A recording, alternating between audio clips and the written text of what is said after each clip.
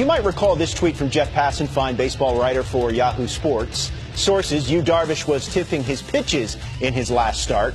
Goes a long way to explaining why he allowed 10 runs, the most in his career. That start came against the Miami Marlins. Welcome to Studio 42. Eric Burns, Carlos Pena. I'm Robert Flores. This is MLB Tonight. All right, tipping pitches. Were you a batter that would be looking for that, like to have that information?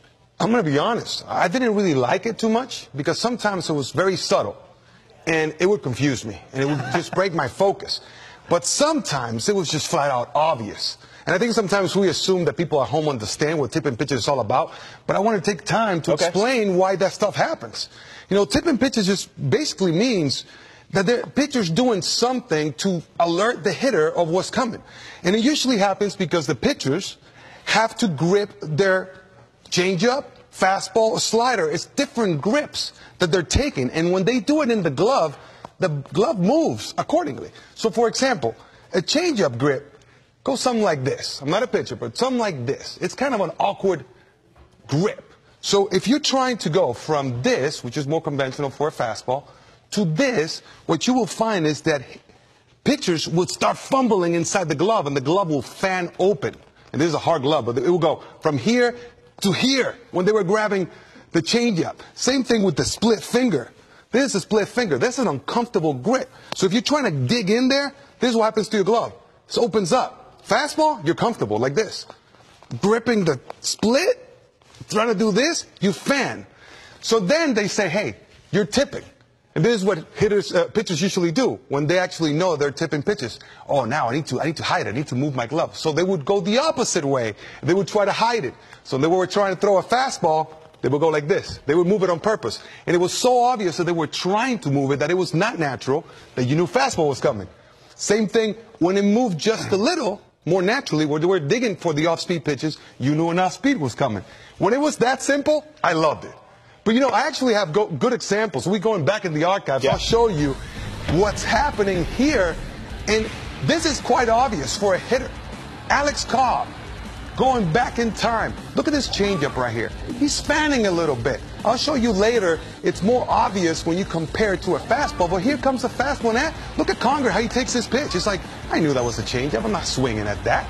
And then now check the fastball right here. A lot more narrow here. Look at that. I know fastball's coming.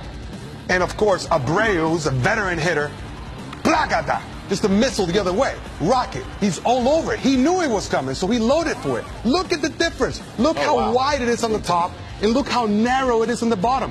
It's alerting me. That's what we want as a hitter. We want to be on time, and if we know what's coming, it does a huge amount of help for us. It's a great advantage. Good hitters will take advantage of that. Now, we go back, and now we look at Sigler going against Alexi Ramirez. Right here, off-speed pitch. Look at that swing. He's like, oh, man, I'm way out in front of that. I thought that was a fastball. And then right here it comes, you know, stay back. Oh, man, I'm late now. I'm late on that fastball. They're like, man, I'm in between. I don't know what to do. You know, here we go. Oh, a little too low. He's off timing. But look at this. He didn't notice that on the off-speed pitches, on the sides, the glove is a lot closer to the body. The fastball is in the middle. Oh, wow. That is very obvious. Zach Wheeler. So here we go. Here comes the speed. If he knows that's coming, he's all over that. Right? Fastball. Zach Wheeler, here comes the fastball. I'm not going to be late on that fastball. Isn't that incredible? I'm going to get ready earlier. That's great stuff. And now this one is close to his body. Here comes the off speed. Now that take, as soon as I see it off his hand, it's too low.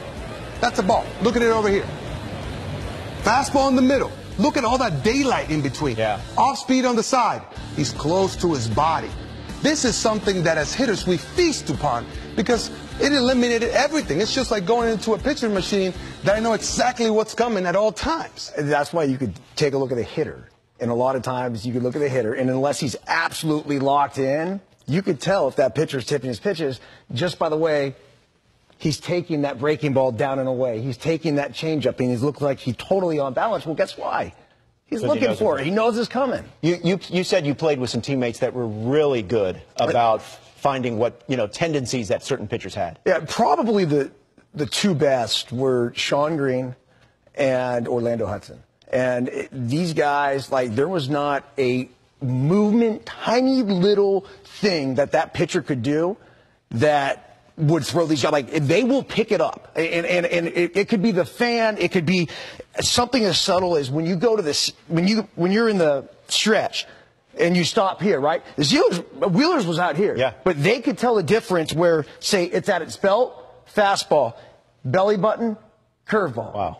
That's amazing. And that's remarkable. I didn't love knowing what was coming. As a matter of fact, even when we had signs, I would actually tell the person at second